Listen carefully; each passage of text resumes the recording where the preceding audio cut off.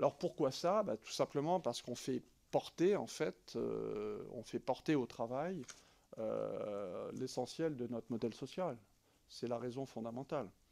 Mais donc vous vous retrouvez dans une situation où, quand on se compare par rapport à l'Allemagne, nos ingénieurs nous coûtent plus cher. Un ingénieur français nous coûte plus cher qu'un ingénieur allemand, même si à la fin, le salaire brut reçu par l'ingénieur français est moins élevé que le salaire brut reçu par l'ingénieur allemand. On se retrouve dans cette situation-là. Ce qui d'ailleurs soulève des questions d'attractivité aussi, parce que quand on parle d'attractivité du territoire, il y a aussi cet aspect-là qui rentre en ligne de compte. Le temps de travail, 35 heures, on a pris cette décision. Je vous invite à regarder la part de l'industrie dans le PIB depuis que cette décision a été prise. Et je pense que la courbe parle d'elle-même. Je terminerai en évoquant un dernier point qui est important. C'est que dans la décision d'implantation industrielle d'une entreprise, il y a l'enjeu de la visibilité et de la stabilité, évidemment. Et donc le fait qu'en 2017, il y ait une politique pro-business qui a été mise en place a été très importante. Et d'ailleurs, on a vu les résultats avec une amorce de réindustrialisation du pays.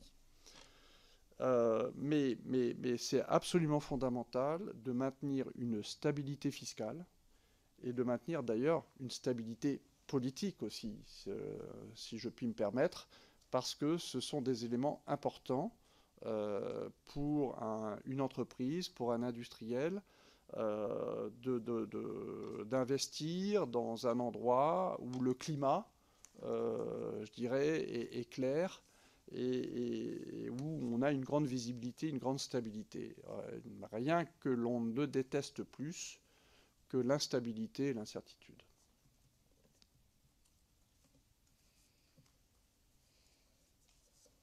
Merci, monsieur le directeur général, pour ces propos liminaires tout à fait intéressants et en plein lien avec la commission d'enquête qui est la nôtre. Avant de passer la parole à Alexandre Loubet, rapporteur, j'avais quelques questions à vous poser, que je vous poserai peut-être d'un bloc, et ensuite vous répondez à celles que vous souhaitez. Ma première question concerne vos filières d'approvisionnement en France. On a beaucoup évoqué en sortie de crise Covid et de relance de votre filière des difficultés de montée en cadence. Notamment, je crois que le groupe Airbus a été particulièrement vocal à ce sujet sur ces filières de sous-traitance.